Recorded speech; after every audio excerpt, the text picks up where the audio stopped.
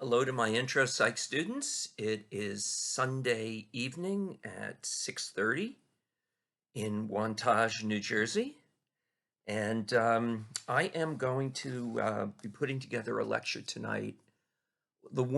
First one of several. It's on developmental psychology. So go to your course syllabus and look at the corresponding modules that you need to read. Um, But let's see, a couple of announcements. I just heard 5 minutes ago that Trump has extended the social distancing till April 30th. I suspect it will probably go longer than that. Who knows? So clearly, this is the way it's going to be the rest of the semester. I also was thinking, and some of you will know this better than I, but excuse me, that we could you could post questions about the lecture and or comments on the discussion section of YouTube. That's right. Is that a thing? Could somebody email me and let me know that that's a thing? I'm pretty sure it is. I know it's sad dealing with people my age and technology.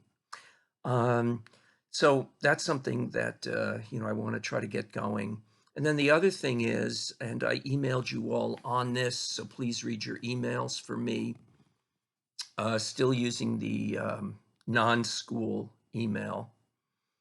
I'm going to make the research paper optional extra credit. It's your call. It could not hurt your grade. It could only help your grade. And I'm going to add up 15% extra credit if you decide to do it. If you decide not to do it, then your grade would be based on the three exams, the first one that you've already taken, and then exam 2 and exam 3, which will obviously at this point be exams I'll be distributing as take-home exams, and I'm still kind of working on that one just a little bit. So what else? Let's see. I think that's about it from my end. I will be emailing you later tonight with some more information. Okay, so here's what you theoretically should have watched already. The video on learning from this past week, which covered 3 different types of learning: operant conditioning, classical conditioning, and social observational learning. And again, that's all in the textbook, and it becomes really important to know that material as well, especially to do okay on the second and third exams. So tonight we're moving into a different area. We are going to spend 1 to 2 weeks looking at developmental psychology. And all I want to do tonight is kind of set the stage for what's coming a little bit later in the week. Developmental psychology is a gigantic area of the field of psychology. Let me give you an example of that. At the school that I teach at, which is, as you know, a community college, 2 years, first 2 years, right? We offer 4 separate developmental psych courses: child psych, adolescent psych, adult psychology, and then a course that I teach every semester that I think a couple of my students have taken, lifespan development. So it's a world. I mean, we could spend multiple semesters covering developmental psych. And some of you who are going to become psych majors and or work with children or become teachers in any, you will be taking more of these developmental psych courses. So let's just kind of set the stage for that. Let me start with the definition of what developmental psychology is. And probably a useful way to think about developmental psych is developmental psychologists study changes in behavior over time. Changes in behavior over time, over a period of time. In child psychology, we study the changes that we see in behavior from the moment a child is born until the child reaches the end of childhood, which is marked by the beginning of by puberty, which is the beginning of adolescence. Adolescent psychologists study pretty much everything that goes on developmentally in terms of a young person from puberty all the way through the end of adolescence. And of course, that's a big debate in psychology. When does adolescence end?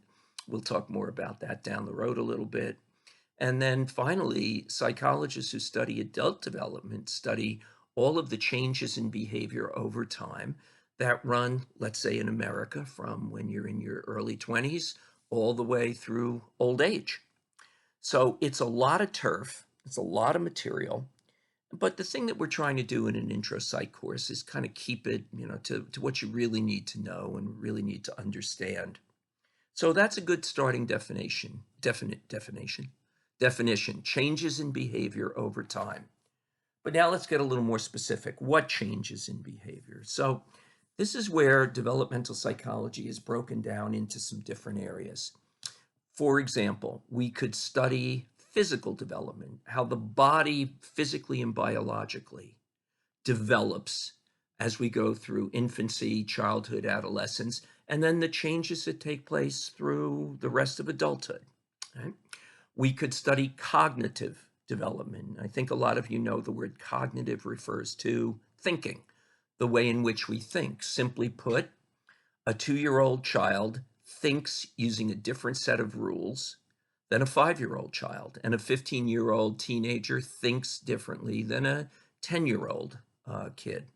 So as we go through life, not only do we change physically, we change cognitively. An example of cognitive changes, if you take a typical 2-year-old child, American kid, and sit them down at a table and put a nickel and a dime in front of them, and you say to that 2-year-old, you can only have one. Which one do you want? The majority of little 2-year-old American kids will pick the nickel, because the way they're thinking at the age of 2 is the bigger something is, the more it is, the more worth it has.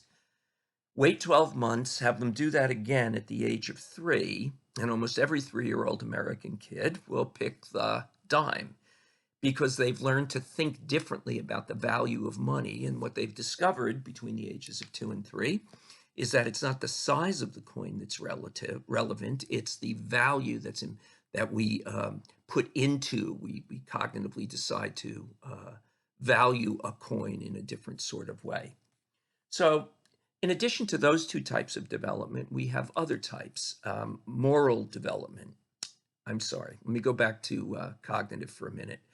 One of the people we're going to take a look at, either later this week or next week, the definitive theory of cognitive development was a theory that was put out in basically the second half of the 20th century by a Swiss psychologist named Piaget, Piaget.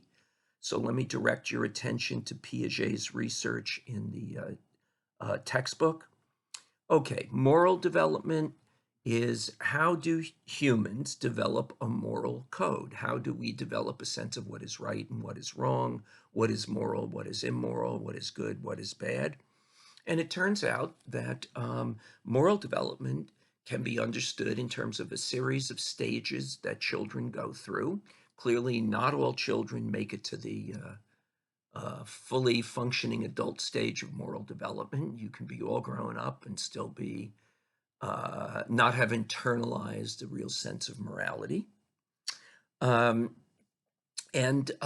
name of the psychologist who did most of the research on moral development initially was Kohlberg, Kohlberg.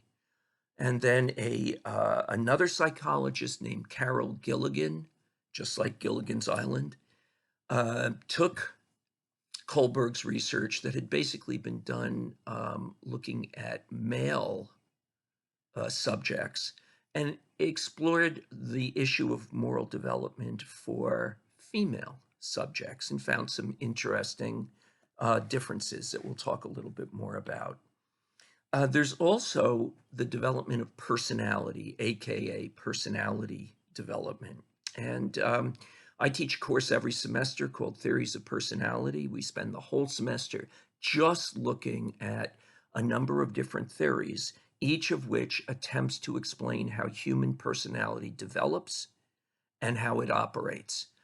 Personality, where we all share certain personality qualities in common, it's also personality is one of the things that make us each unique and different individuals.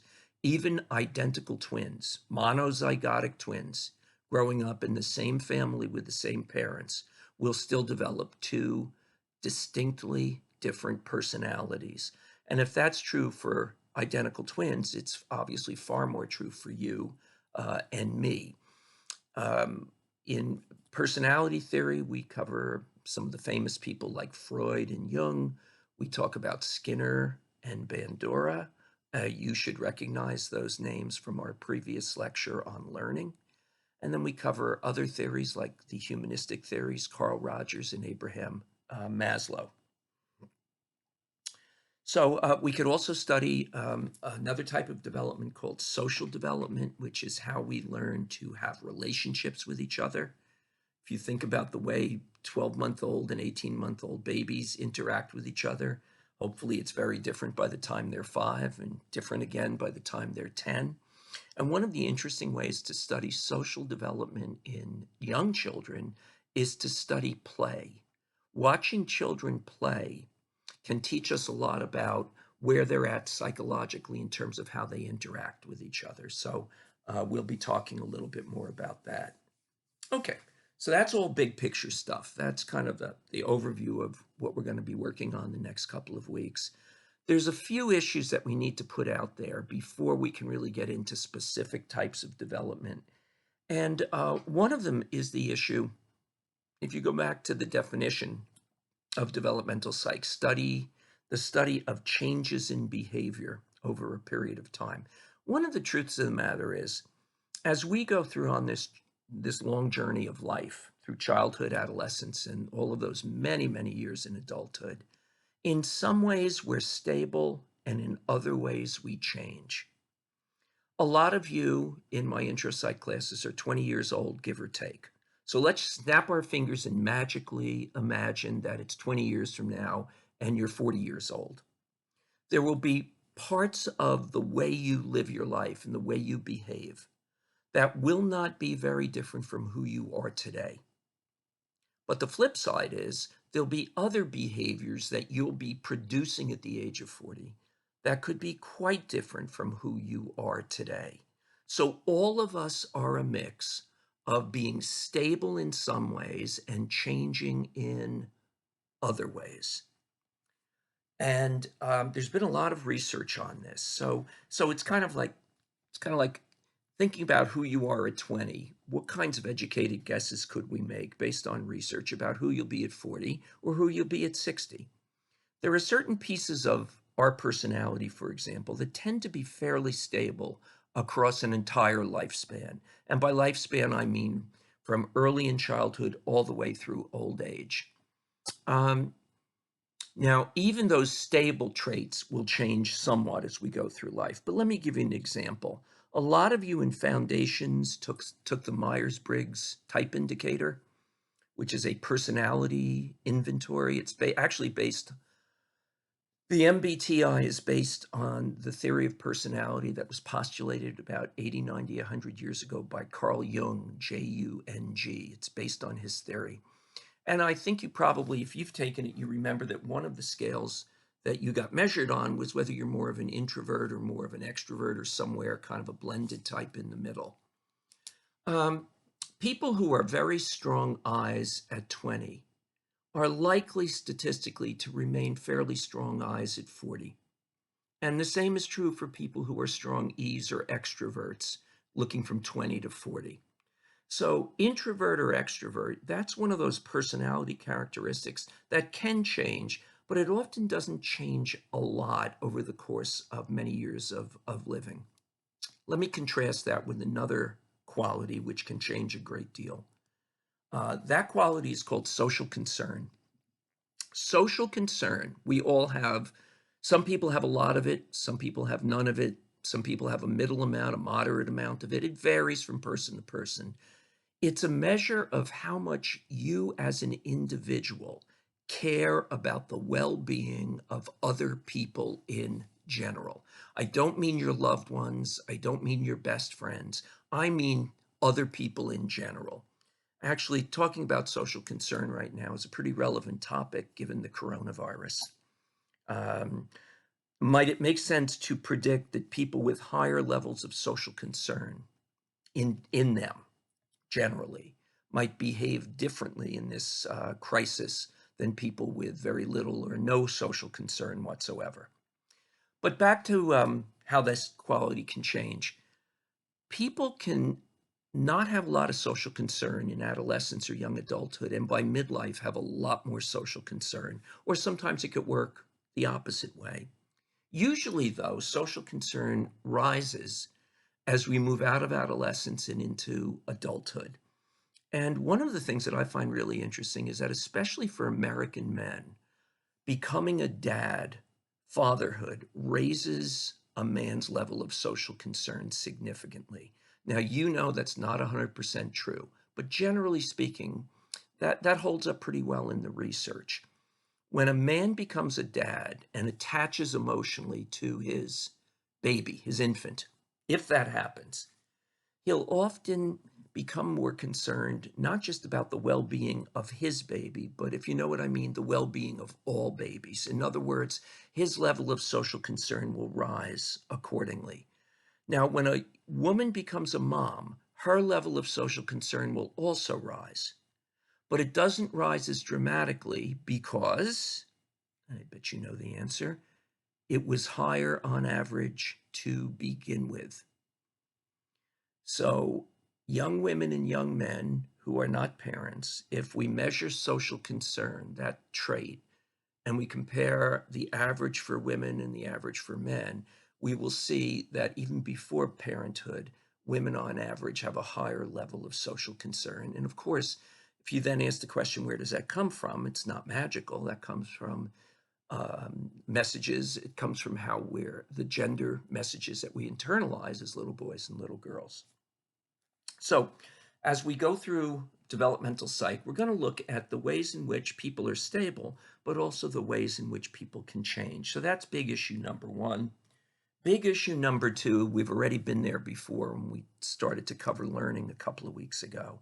Nature plus nurture, the old interactional model that is in your notes from 2.5, 3 weeks ago at this point, right? One of the things we want to answer is, what are the main factors that shape how we develop, whether it's physical or psychological development? And we know that it's an interaction between what we're born with genetically, nature, plus, not versus, but plus, how that is shaped by nurture, or the learning environments that we go through as we move through life. So, imagine a child who's born genetically gifted in terms of their brain wiring. Their neurology is put together in a way that genetically they are at a biological nature level programmed to have high intellectual ability. What happens in the environment, nurture, can maximize that ability, or if the environment is lousy, bring that functioning level down. Another child could be born with less genetic potential in terms of intelligence, but have been blessed to have been raised, especially in childhood, in a very highly stimulating, challenging, idea-oriented environment, which could help them maximize to a greater degree what they were genetically born with. So it's almost never nature or nurture, it's nature plus nurture. And that's something that we talked about a few weeks ago. So that should be, I'm hoping, review for you. Okay, so we got 2 issues so far. Let me just add a couple more, and then that's going to be it for this lecture. The third one that's important is, in modern day psychology, we are interested developmentally, not just in childhood, but in the entire lifespan. The term lifespan, spelled just as it sounds, is where it's at nowadays. In the earlier days of psychology, in the history of psychology, years ago, much of the interest in developmental psych looked at childhood, and specifically early childhood, 1, 2, 3, 4, 5, 6, right? And that makes perfect sense. I bet nobody's surprised by that. Early childhood and childhood in general, and the way in which we're raised, the kinds of environments that we experience growing up, they have a great deal to do with how we're going to develop the rest of our lives. There is no psychologist I am aware of who would say that childhood is unimportant in shaping who we can be for the rest of our lives. Right? But more recently in psychology, and still, this goes back years still, developmental psychologists then began to expand their focus, not just from childhood, but also adolescence. And we're going to take a look at adolescence, right? Adolescence plays differently in different parts of the world. There are cultures in the world like America where adolescence goes on for a very long time. But there are other cultures in the world, often where people live short lives, where adolescence may be very brief and have a very different texture to it. But in American psychology, for a number of years now, there's been a big focus on the kinds of developmental changes that occur from, let's say, puberty, which is the beginning of adolescence, through our early 20s. Somewhere in there marks the end of adolescence, although there is a debate as to when adolescence actually ends. And with people like me, perhaps it will never end. More recently in psych, the focus has then expanded to looking at what is called adult development. Now, that probably makes a whole lot of sense. Let's assume that you become an adult somewhere around the age of 20, 25, right? Whatever that means. If you live in America, are you likely to continue to live for a long, long time on average? So if you just think about it statistically, where are you and I most likely to spend most of our life developmentally? Not in childhood, not in adolescence, but in this thing called adulthood. In fact, adulthood can be 75% of a human being's life. Right? So if you live to 80 and somewhere around 20, your early 20s, you're moving into young adulthood, you're going to spend 75% of your life not as a child or a teenager, but as an adult.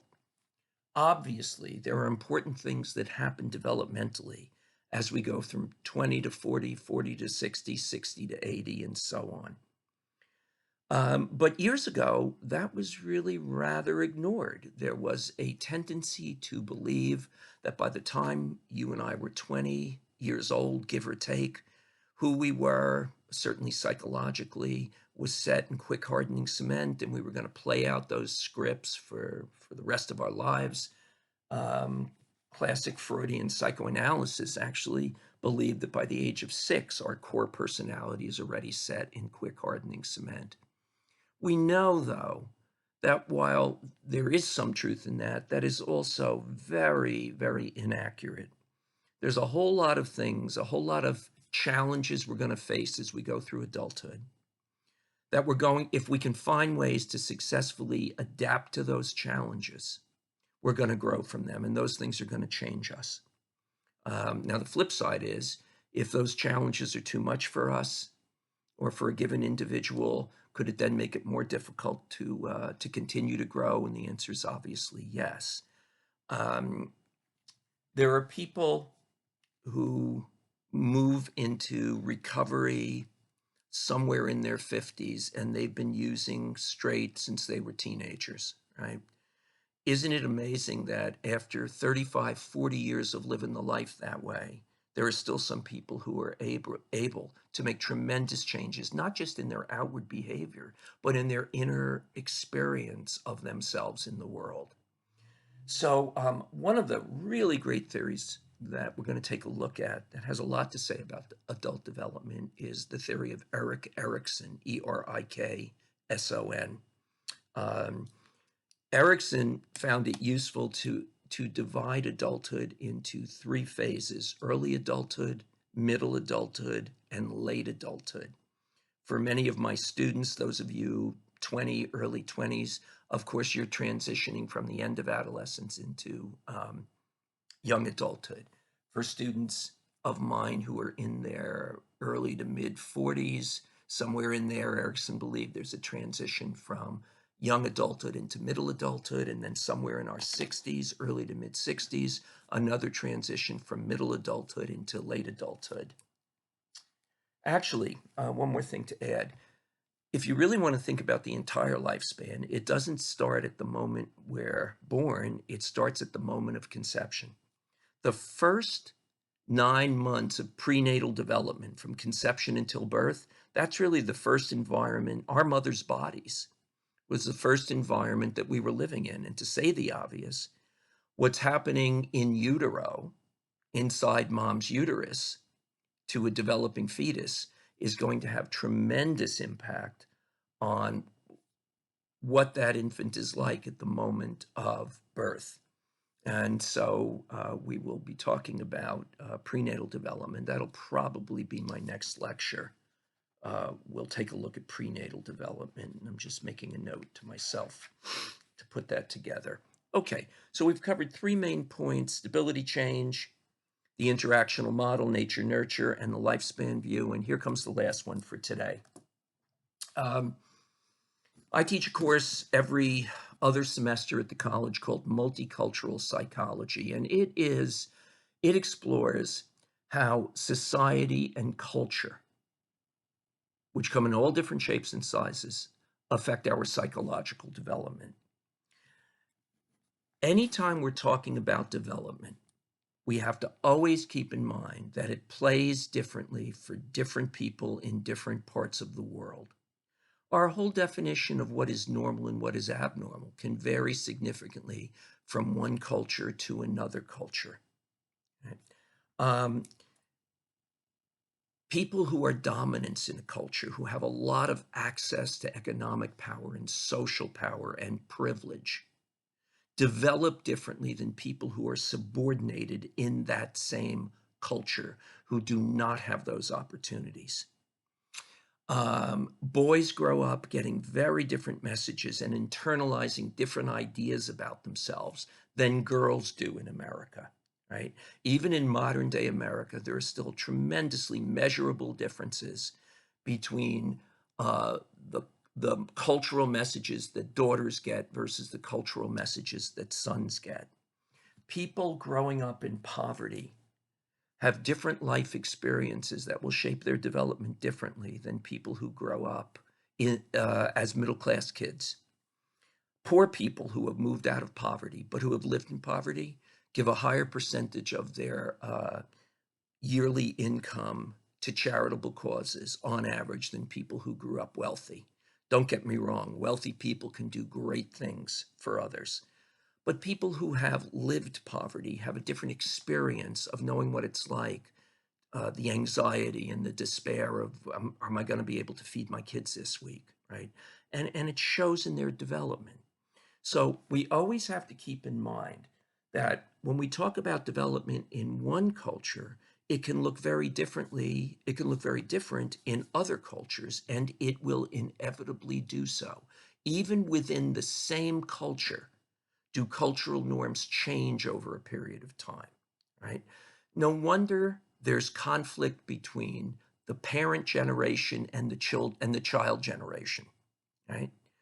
Even if your parents grew up in the same town as kids that you're living in as their child, cultural norms have changed. Society sent different messages to them in their formative years psychologically than the ones that you're getting.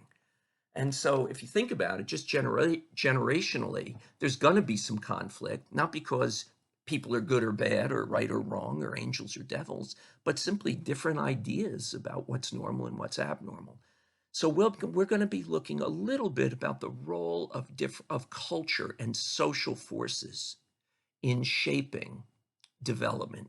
Now that takes us back to something that we talked about a month ago when we covered perception. Remember, we covered learned perception? Maybe, remember? And we talked about circles of influence. Here's the individual and all of these social circles around them: family of origin, race, gender, socioeconomic status, religion, all those things. We're going to visit that again, but look at it more developmentally. All right, so I'm coming up on 30 minutes right now. What you've got tonight is like the big picture stuff. Be on the lookout for more later this week. And my next lecture, we're going to take a look at prenatal development. So let me ask you to focus on that specifically as you work your way through the modules in the text. Again, you've all got my non-college email, which is the only one I got working right now. And feel free to reach out to me. Talk to you soon. Take care.